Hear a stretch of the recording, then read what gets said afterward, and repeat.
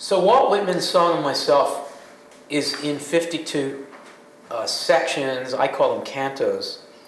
And there's no way that we can do justice to all 52 in the time we have. But I thought it would be good for us to try to understand Walt, particularly in the context of Emily Dickinson.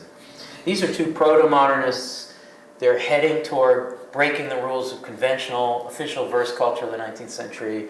Formally, they're doing very different things, but they're somewhat equally breaking the rules. But Walt does it in a very different way. So let's start right from the beginning.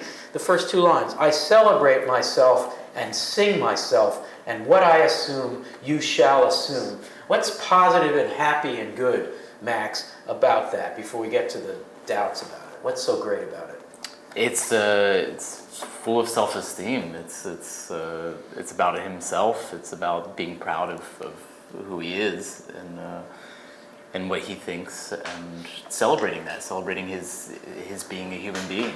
And it's about the I. It's about the first person pronoun, which is given Romantic poetry's allowance for the I, not completely new, but it's perhaps new in its emphasis. This is about him.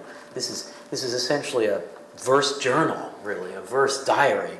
I celebrate myself and sing myself. Sing? Anybody want to comment on sing?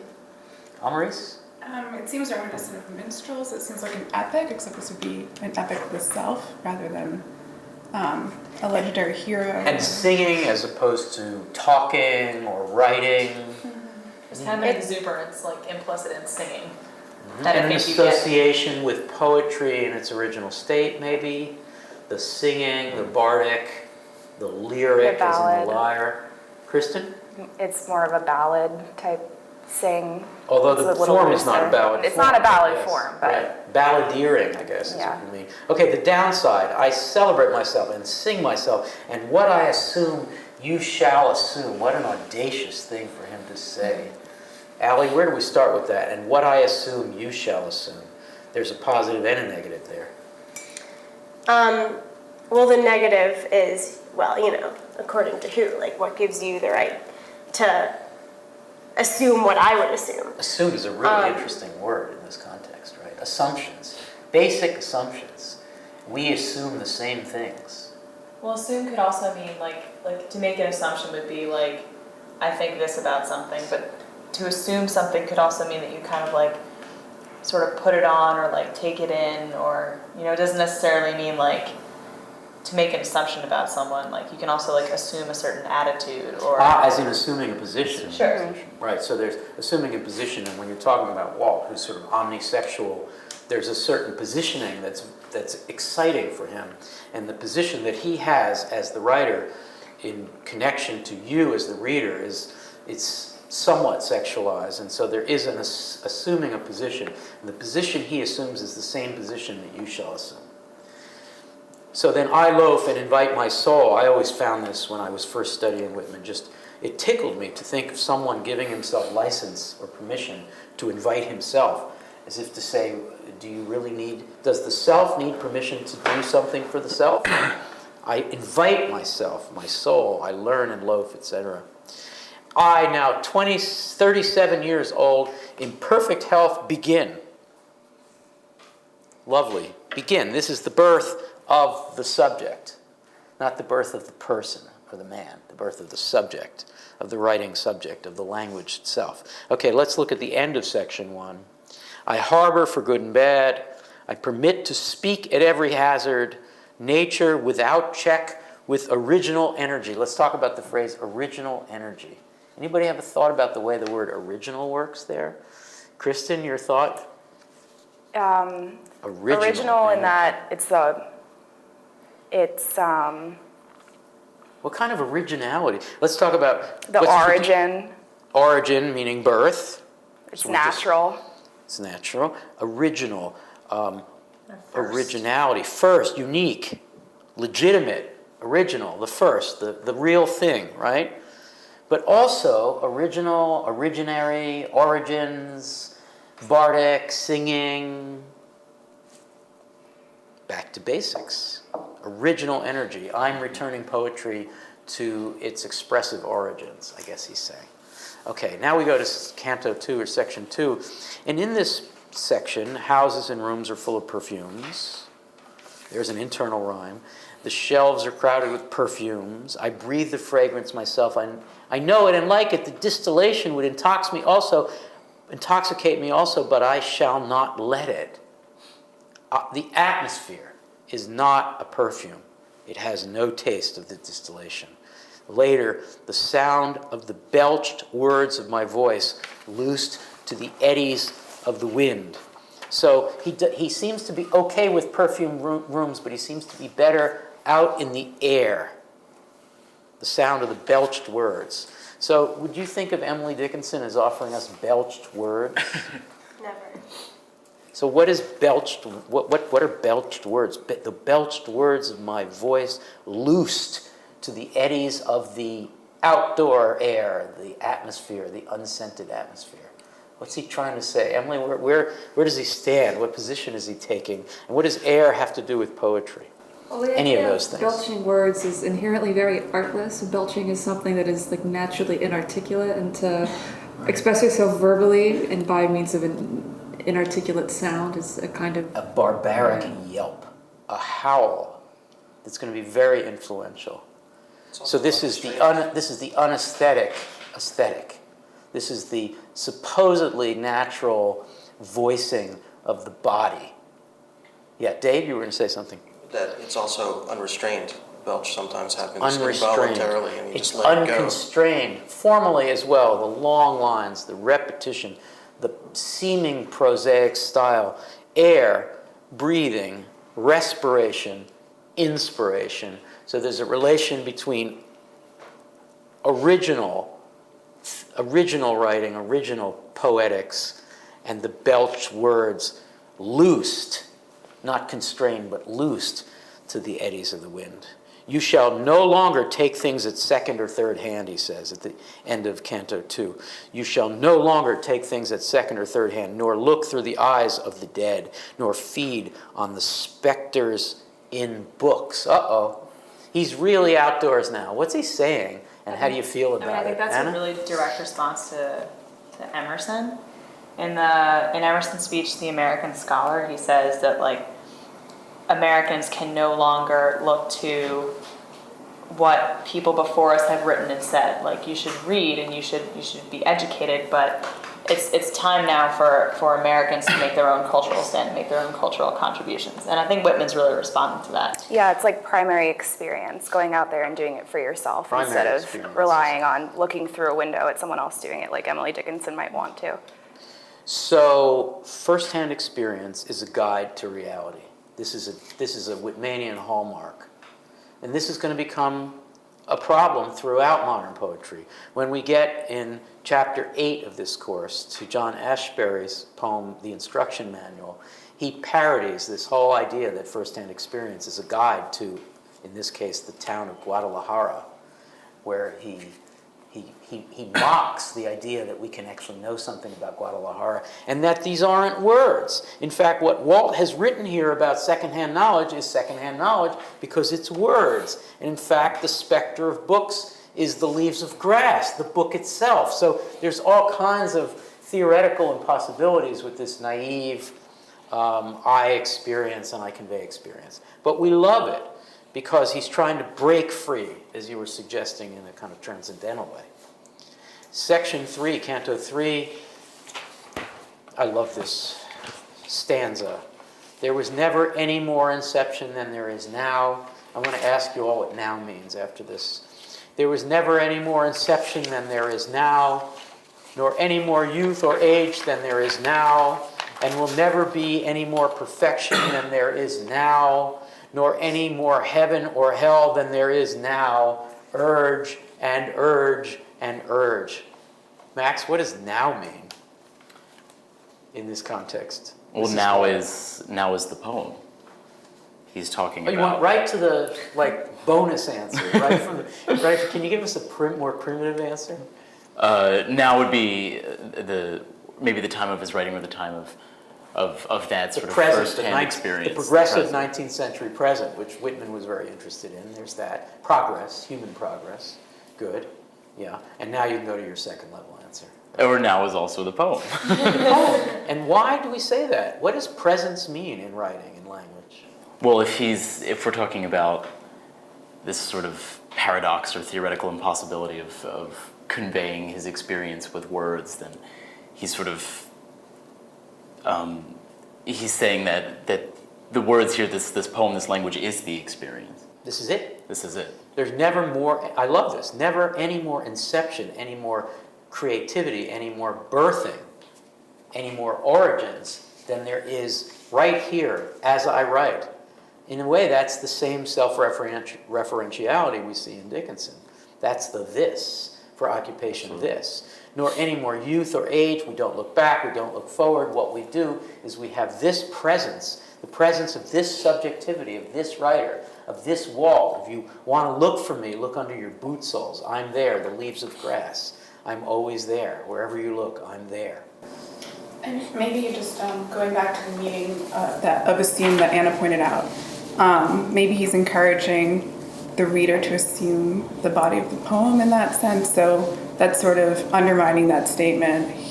Neither he nor the reader is assuming anything except for their embodied experience in the world and also in the poem. I like that. No assumptions. I'm here, you're here. The division between reader and writer has disappeared now that the writer is gone, and what you have is a text that you absorb. And inception takes place right here. Now means here. It's presence, the presence of the writer. Urge and urge and urge. We think of urge as being the original creativity, but in fact here, the urge is the urge to be here after you're no longer. The language itself.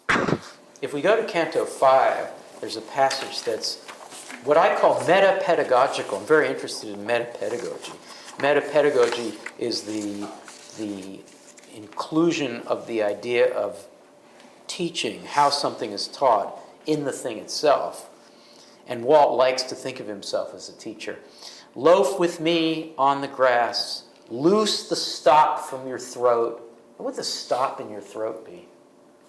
Metaphorically, I hope there's no real stop, but Whatever's controlling your thoughts from getting out. Or so preventing you from saying what you want in to the say. notion of the voice, an inhibition that's lodged in the throat, the thing that won't let you full throttle, to yawp, to squeal, to use a neologism just to listen to the world and say it.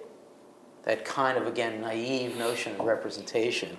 Loaf with me on the grass. That's, of course, his theme conceit, the leaves of grass. Loaf with me on the grass. Loose the stop from your throat. Let it out vocally. Not words, not music or rhyme.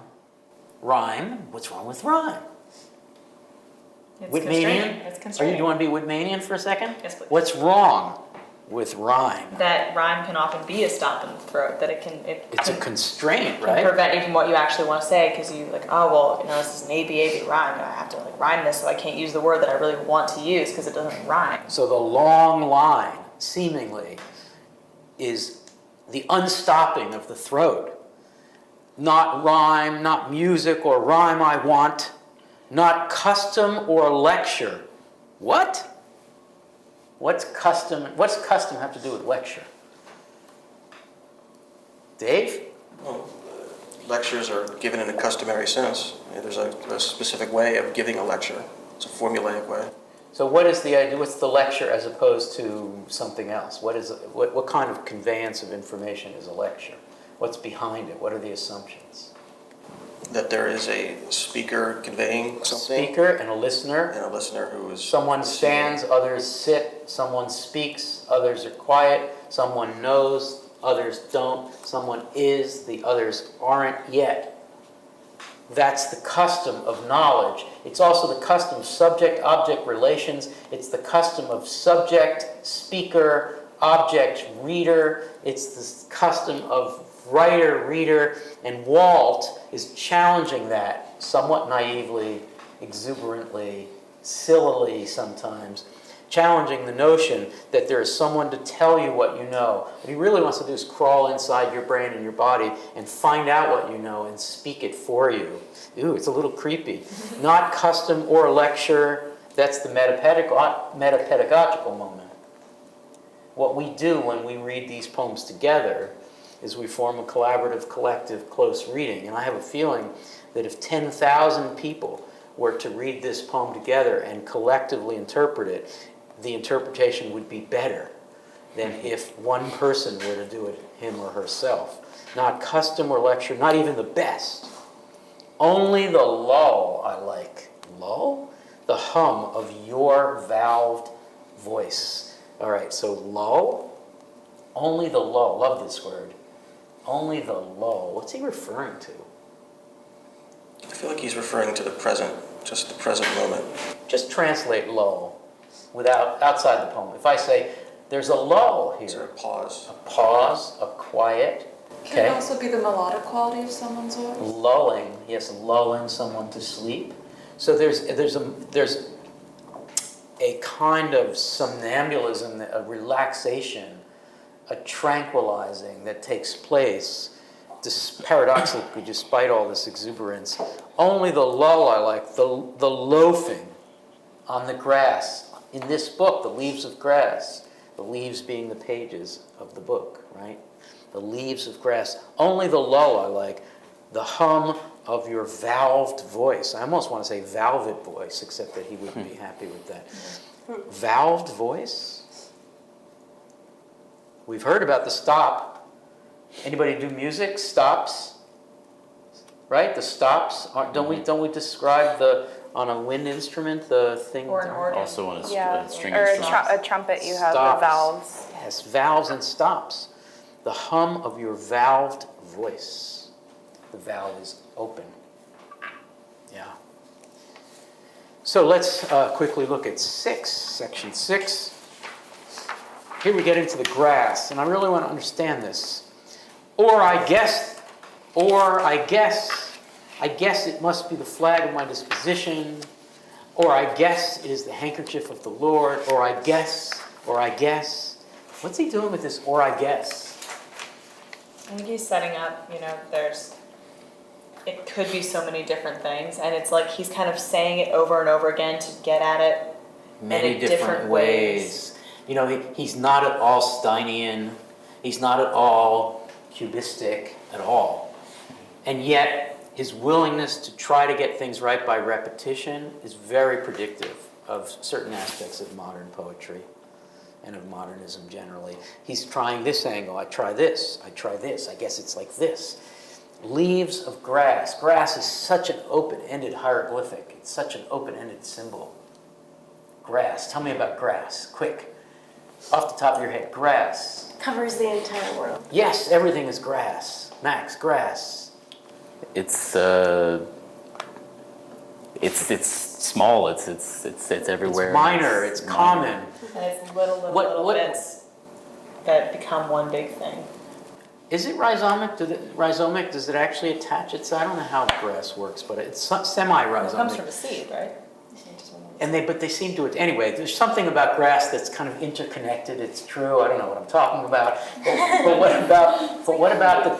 But it's a plant. He's reminding us that leaves of grass. Grass actually has leaves. We mow it, so we don't think of it as having leaves. But the American beauty rose is the flower of Andrew Carnegie of the perfection, clipping all the roses in order to get this one thing. It becomes an American symbol of excellence and capitalism.